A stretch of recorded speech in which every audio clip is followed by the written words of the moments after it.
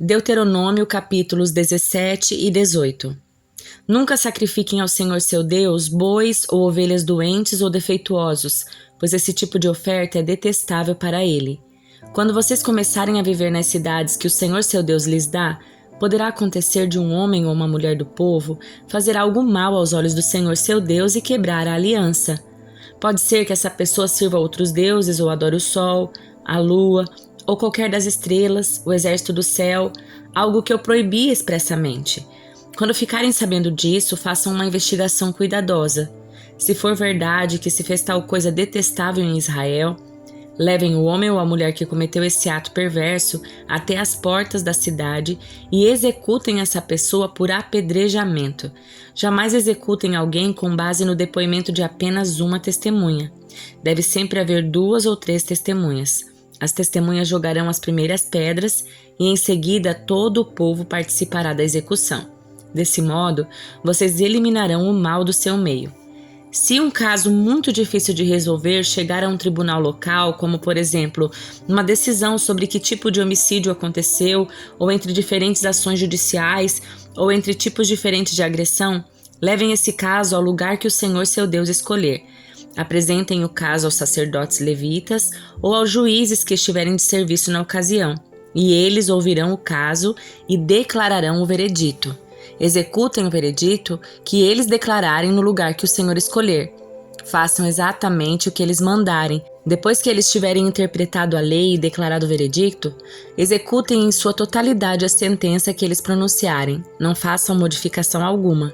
Quem for arrogante a ponto de rejeitar o veredito do sacerdote ou do juiz que representa o Senhor seu Deus, naquele lugar deverá ser morto.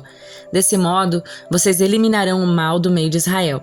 Então, todo o povo ficará sabendo o que aconteceu e terá medo de agir novamente com tamanha arrogância. Vocês estão prestes a entrar na terra que o Senhor seu Deus lhes dá. Quando a conquistarem, se estabelecerem nela e pensarem, devemos escolher um rei para nos governar como as outras nações ao nosso redor, tenham cuidado de nomear como rei o homem que o Senhor seu Deus escolher. Deverá ser um irmão israelita, não pode ser estrangeiro.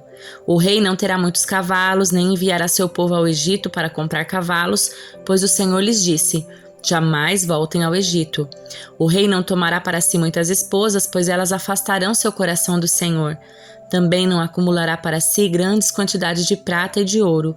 Quando sentar-se no trono para reinar, copiará essa lei para si num rolo na presença dos sacerdotes levitas. Trará essa cópia sempre consigo e a lerá todos os dias enquanto viver. Assim, aprenderá a temer o Senhor seu Deus, cumprindo todos os termos dessa lei e destes decretos. Isso o impedirá de tornar-se orgulhoso e agir como se estivesse acima dos seus irmãos israelitas.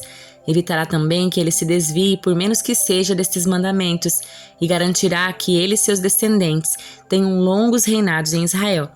Lembrem-se de que os sacerdotes levitas e todos os outros membros da tribo de Levi não receberão porção alguma da terra como herança entre outras tribos de Israel. Em vez disso, os sacerdotes e levitas comerão das ofertas especiais apresentadas ao Senhor, pois essa é a parte que lhes cabe. Não terão herança entre os israelitas. O Senhor é sua herança conforme lhe prometeu. Estas são as partes que os sacerdotes receberão como sua porção dos bois e das ovelhas que o povo entregar como oferta: a espádua, as queixadas e o estômago. Deem também aos sacerdotes a primeira porção dos cereais, do vinho novo, do azeite e de lã na época da tosquia, pois o Senhor seu Deus escolheu a tribo de Levi dentre todas as suas tribos para servir em nome do Senhor para sempre. Se um levita decidir sair da sua cidade em Israel, seja ela qual for, e mudar-se para o lugar que o Senhor escolher, ele servirá ali em nome do Senhor seu Deus da mesma forma que todos os seus companheiros levitas que servem o Senhor naquele lugar. Comerá sua porção dos sacrifícios e ofertas, mesmo que também receba sustento da sua família. Quando vocês entrarem na terra que o Senhor seu Deus lhes dá, tenham muito cuidado para não imitarem os costumes detestáveis das nações que vivem ali. Jamais deverá haver entre vocês alguém que queime seu filho ou sua filha como sacrifício. Não permitam que alguém do povo pratique adivinhação, use encantamentos, interprete agouros e envolva-se com bruxaria. Lance feitiços, atue como médio ou praticante do ocultismo ou consulte os espíritos dos mortos. Quem pratica tais coisas é detestável ao Senhor.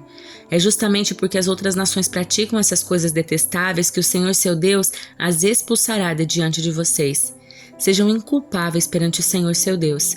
As nações cujas terras vocês estão prestes a conquistar consultam feiticeiros e adivinhos, mas o Senhor seu Deus os proíbe de fazerem essas coisas.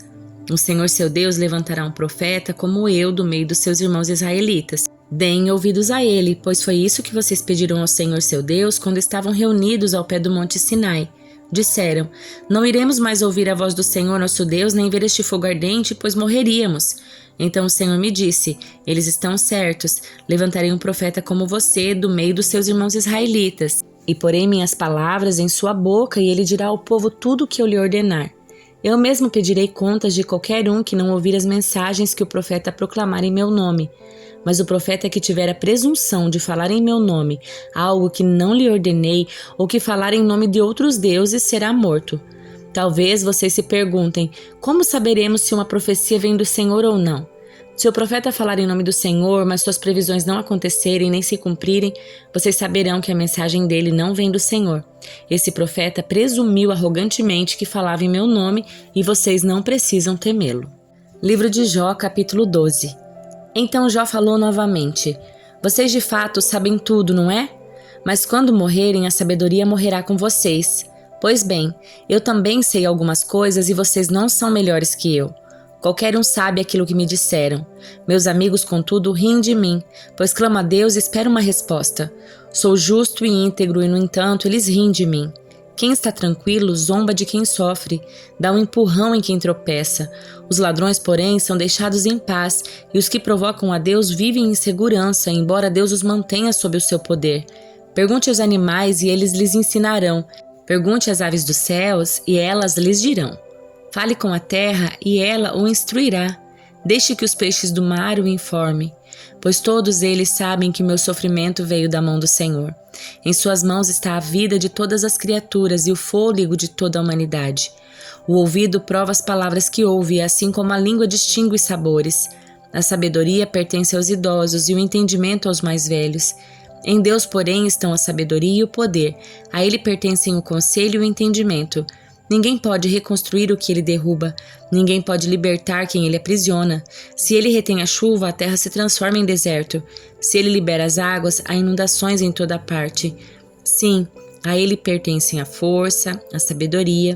Enganadores e enganados estão sob o seu poder. Ele destituiu os conselheiros e os dispensa. Faz de tolos juízes sábios. Tira o manto dos reis e lhes amarra uma corda na cintura. Destitui os sacerdotes e os dispensa. Derruba os que estão no poder há muitos anos. Silencia o conselheiro de confiança e retira o entendimento dos anciãos. Derrama desonra sobre os príncipes e deixa os fortes desarmados. Revela mistérios ocultos nas trevas e ilumina a escuridão mais profunda. Exalta nações e as destrói. Expande nações e as abandona. Despoja os reis do entendimento e os deixa vagar por um deserto sem caminhos. Andam tateando na escuridão sem luz. Ele os faz cambalear como bêbados. Evangelho de João, capítulo 18. Depois de dizer essas coisas, Jesus atravessou com seus discípulos o vale de Cedron e entrou num bosque de oliveiras. Judas, o traidor, conhecia aquele lugar, pois Jesus tinha ido muitas vezes ali com seus discípulos. Os principais sacerdotes e fariseus tinham dado a Judas um destacamento de soldados e alguns guardas do templo para acompanhá-lo. Eles chegaram ao bosque das oliveiras com tochas, lanternas e armas. Jesus, sabendo tudo o que ia acontecer, foi ao encontro deles. "A quem vocês procuram?" perguntou. "A Jesus o Nazareno", responderam. "Sou eu", disse ele. Judas, o traidor, estava com eles. Quando Jesus disse "sou eu", todos recuaram e caíram para trás no chão. Mais uma vez ele perguntou: "A quem vocês procuram?" E novamente eles responderam: "A Jesus o Nazareno." "Já lhes disse que sou eu", respondeu ele, "e uma vez que é a mim que vocês procuram, deixem esses outros irem embora." Ele fez isso para cumprir sua própria declaração: "Não perdi um só de todos que me deste." Então Simão Pedro puxou uma espada, cortou a orelha direita de Malco, o servo do sumo sacerdote. Jesus, porém, disse a Pedro: "Guarde sua espada de volta na bainha. Acaso não beberei o cálice que o Pai me deu?" Assim os soldados, seu comandante e os guardas do templo prenderam Jesus e o amarraram. Primeiro levaram Jesus a Anás, pois era sogro de Caifás, o sumo sacerdote naquele ano. Caifás foi quem tinha dito aos outros líderes judeus: "É melhor que um homem morra pelo povo." Simão Pedro e outros discípulos seguiram Jesus. Esse outro discípulo era conhecido do sumo sacerdote, de modo que lhe permitiram entrar com Jesus no pátio do sumo sacerdote. Pedro teve de ficar do lado de fora do portão, então o discípulo conhecido do sumo sacerdote falou com a moça que tomava conta do portão e ela deixou Pedro entrar. A moça perguntou a Pedro: "Você não é um dos discípulos daquele homem?" "Não", respondeu ele, "não sou." Como fazia frio, os servos da casa e os guardas tinham feito uma fogueira com carvão e se esquentavam ao redor dela. Pedro estava ali com eles, esquentando-se também. Lá dentro, o sumo sacerdote começou a interrogar Jesus a respeito dos seus discípulos e dos seus ensinamentos. Jesus respondeu: "Falei abertamente a todos, ensinei regularmente na sinagoga, no templo, onde o povo se reúne. Por que você me interroga? Pergunte aos que me ouviram, eles sabem o que eu disse." Um dos guardas do templo que estava perto bateu no rosto de Jesus, dizendo: "Isso é maneira de responder ao sumo sacerdote?" Jesus respondeu: "Se eu disse algo errado, prove. Mas se digo a verdade, por que você me bate?" Então Anás amarrou Jesus e o enviou a Caifás, o sumo sacerdote. Nesse meio tempo, enquanto Simão Pedro estava perto da fogueira esquentando-se, perguntaram-lhe novamente: "Você não é um dos discípulos dele?" Ele negou, dizendo: "Não, não sou." Mas um dos servos da casa do sumo sacerdote, parente do homem de quem Pedro havia cortado a orelha, perguntou: "Eu não vi você no bosque de oliveiras com Jesus?" Mais uma vez Pedro negou, e no mesmo instante o galo cantou. O julgamento de Jesus diante de Caifás terminou nas primeiras horas da manhã. Em seguida, foi levado ao palácio do governador romano. Seus acusadores não entraram, pois se contaminariam e não poderiam celebrar a Páscoa. Então o governador Pilatos foi até eles e perguntou: "Qual é a acusação contra este homem?" Eles responderam: "Não teríamos entregue ao Senhor se ele não fosse um criminoso." "Então levem-no embora e julguem-no de acordo com a lei de vocês", disse Pilatos. "Só os romanos têm direito de executar alguém", responderam os líderes judeus. Assim, cumpriu-se a previsão de Jesus sobre como ele morreria. Então, Pilatos entrou novamente no palácio e ordenou que trouxessem Jesus. "Você é o rei dos judeus?", perguntou ele. Jesus respondeu: "Essa pergunta é sua ou os outros lhe falaram a meu respeito?" "Acaso sou judeu?", disse Pilatos. "Seu próprio povo e os principais sacerdotes o trouxeram a mim para ser julgado. Por quê? O que você fez?" Jesus respondeu: "Meu reino não é desse mundo.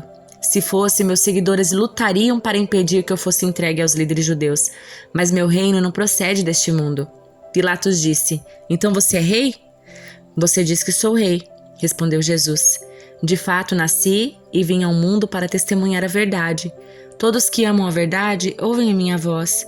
Pilatos perguntou: "Que é a verdade?" Depois que disse isso, Pilatos saiu outra vez para onde estava o povo e declarou: "Ele não é culpado de crime algum.